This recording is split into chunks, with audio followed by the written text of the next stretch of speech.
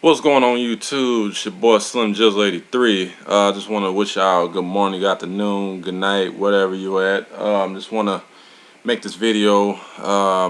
It's pertaining to a lot of stuff in the last couple days and stuff with the Cowboys and stuff. They had their blue and silver scrimmage on Thursday, and turned out to be a pretty good one. A couple players were out, but everything went as planned and stuff. So, um, also want to talk about the Cowboys game yesterday between the Rams, which we won 20-19. It was a pretty good game for the first stringers. Romo was really sharp. Um, DeMarco Murray was sharp. Offensive line was sharp. Um, Dez Bryant didn't play. Of course, Witten didn't play. Miles didn't play.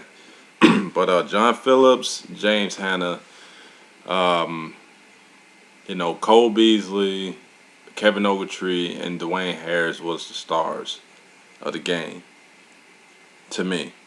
And I know it to a lot of people as well. But these guys came in and they stepped up big time, especially Dwayne Harris. Dwayne Harris, what can I say about him? I mean, this guy, he keeps showing what kind of a threat that he is, especially in open field. Um, the first touchdown he caught was a 61-yarder when he went down the seam. Well, actually, it wasn't a seam route. It was a deep post route. Um, he went between the linebacker Leonidas. He just burnt the guy. I mean, he's a linebacker. But I mean, if you look at Dwayne Harris is kind of a average. I mean, he's like 5'10", whatever, right? But for most linebackers, they're like about 6', 6'1". It depends and stuff like that. Middle linebackers or inside linebackers.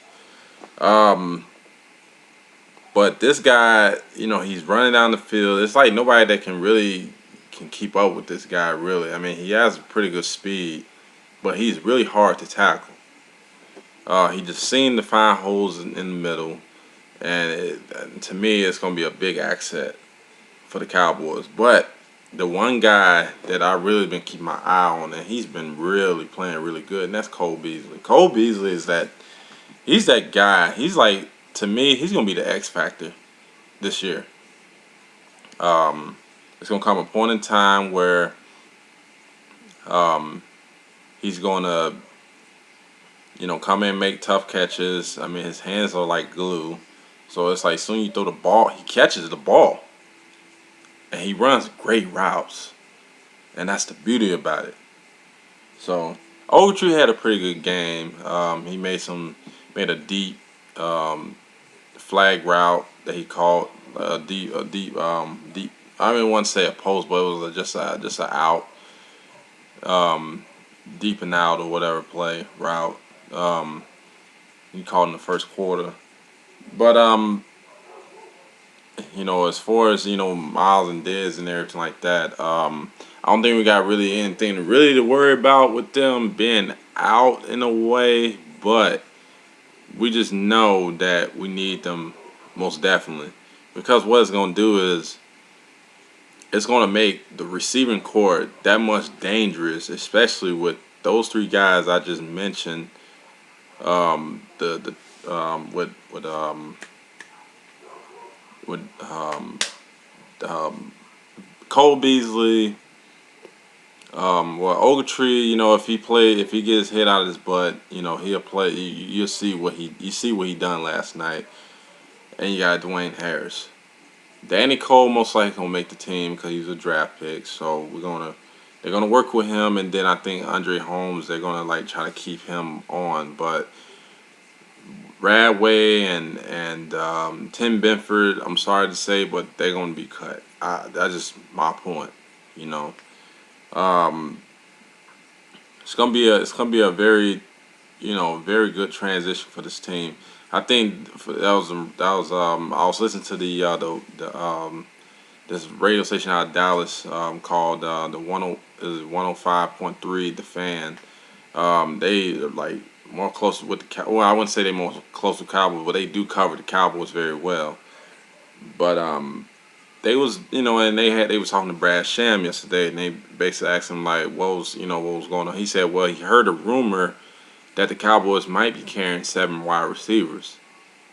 That's the rumor. That's what's going on right now. They're saying they might carry 5 wide receivers, and because the fact that they not really sure which one they want to cut and which one they want to keep. So it's gonna be kind of a tale of, okay, we already know who the guys that we're going to have on this team. Reason why they're saying 7 wide receivers, that just say that Miles and Dez doesn't play the opening night. That just say they don't do that against the Giants. But the other two, with Dwayne Harris and Cole Beasley, play.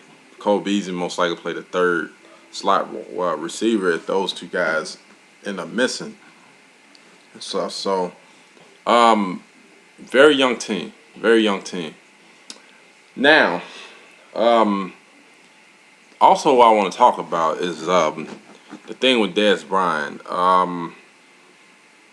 Dez Bryant, back on a couple days ago, back on the 23rd, when the team got back to Dallas from out here in California, they set aside some rules that Dez Bryant he has agreed to, and these are the rules. Number 1, he can't drink alcohol. Number 2, he has to be home by curfew, unless if he's going to be late, the team had to know it in advance, meaning that they have to know way ahead of time before this at the last minute. Number 3, he cannot go to any strip clubs, but he can go to nightclubs. That's got to be approved by the team. Number 4, he will have a security team, a 3-man rotation, around the clock, 24/7. That means that there's 3 guys. So each guy they're gonna cover him for 3 hours. I mean, not for 3 hours. They're gonna cover him from 8 hours around the clock. So it's a constant shift. His advisor, David Wells, he's gonna get the security, the guys that he thinks that's gonna benefit them as well. So we're gonna see how this is gonna play out. To me, I think it's a good move. I mean, to me personally, it's a good move. We did that with Pat-Man a few years ago, Pat-Man Jones. But Pat-Man Jones at that time, he was already in the scrutiny of, he just got reinstated by the NFL. He was already arrested. He was suspended for 1 whole year. Tennessee cut him, so we ended up picking him up. And he's a hot hit. One thing about Dez is not that of a hot hit, I don't think. And I know from different people I know that's on the inside. And he basically, they specifically told me this. They said that Dez is he works hard. He works really hard, and I've seen that on the practice field. But Dez is not really that bright when it comes down to maturity. The maturity part of it is this: is to get him in the right frame of mind of like, hey, this is more, it's more important to the team that he's there at all times. That means that he got to be at practice all the time, on time, being focused, everything like that.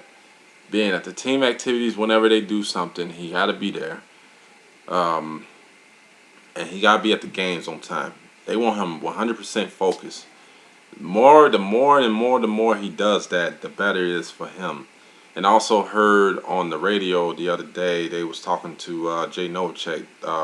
Dez Bryant actually came up to Jay Novacek. He asked Jay, he said, look, what is it going to take for me to become a great person and a great player? Jay just basically told him, like, look, when you're on the field, what you got to do is this. You got to run with a lot of passion when you run your routes. Every single play that you out there, you got to run. You got to have a passion for the game and that particular route that you run. Every route that you run, you got to have a passion for it. If the ball doesn't come to you and everything like that, run it the same way the next time, and on and on and on and on. So I think, with Novacek, I think Novacek, he's pretty of a very quiet guy. Novacek rarely speak. I can remember, the 90s Cowboys, he rarely speak to the media. He's not a media darling, anything like that, like Michael Irvin or Emmitt Smith or Troy Aikman. But with Novacek and with his resume, I think Novacek will be a good guy for Dez to really kind of just kind of rub some, some advice or some stuff, to him to make him not just a good football player, but a modest citizen.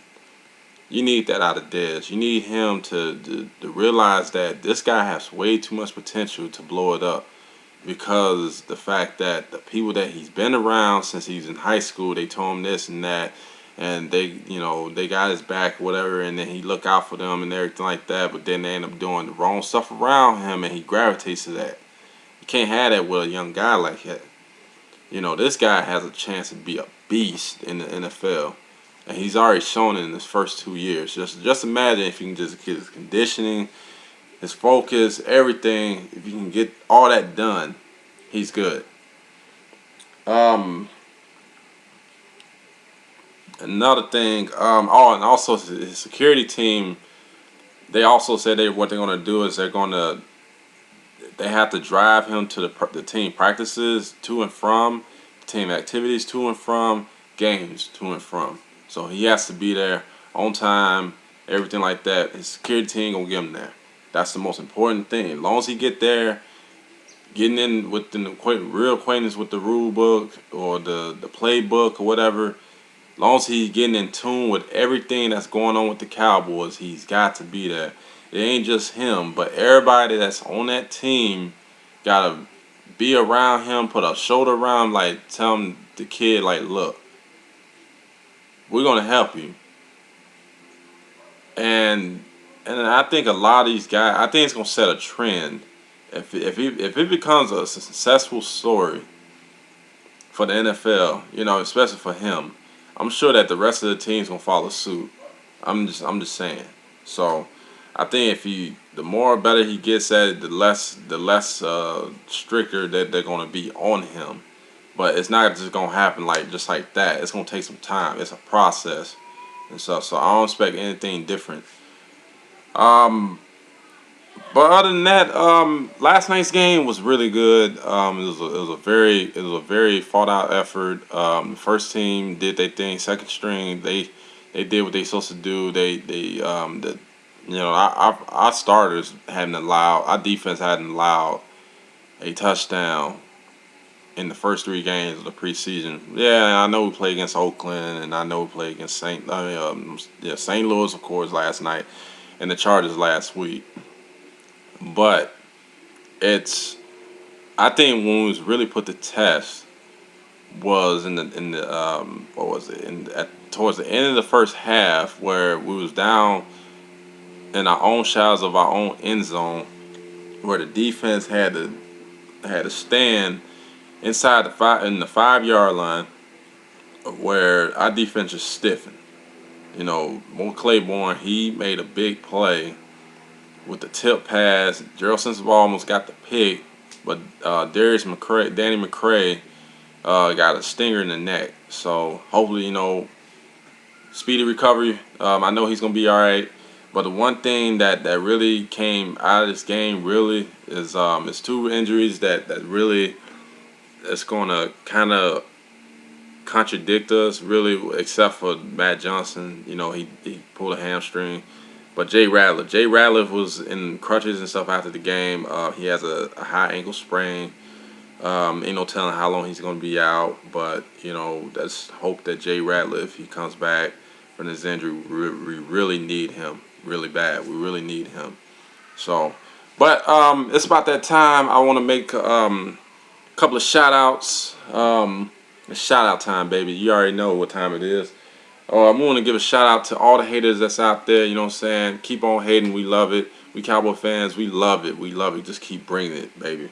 Because the only thing it does is it lets us know you're more worried about our team than your own team. So, thank you.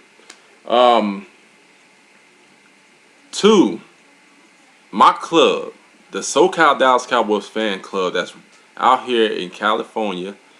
Everyone from San Diego to Orange County to Riverside County to 661, that's Bakersfield, Los Angeles, I already said San Diego, and just the Las Vegas club. That's, they got their own club. I mean, I'm loving theirs. All the Arizona club, 24/7 Arizona fan club, the Rubens club, my boy Ruben, my boy Jacob Gathers out of South Carolina, man. What's up with you, boy?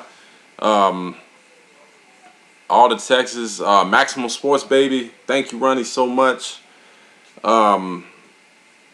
Let's see who else. My boy Jonathan, my boy JC, my girl Wildcat, other girl Nene, other girl Dallas Cowboy in the house, NFL girl, my mama, huge Cowboy fan.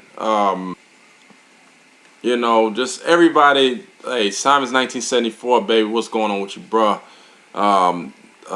Hidden City 77, my boy Mr. Gill. Hey, TCE, baby. TCE, baby. And my boy Shango. Shango, keep doing what you do, man. Hey, I love your videos, your live streams, everything, bro. Hey, keep up the good work. South of Heaven 88. The Dallas Cowboys. Dallas Cowboys show. Cowboys TD. Everybody that just, that's putting all the love out there for the Cowboys, that's representing everybody that's out there. It doesn't matter who you are. If you're watching this video or the people that's just out there that's repping the boys and everything like that. Great job, man. Thank you.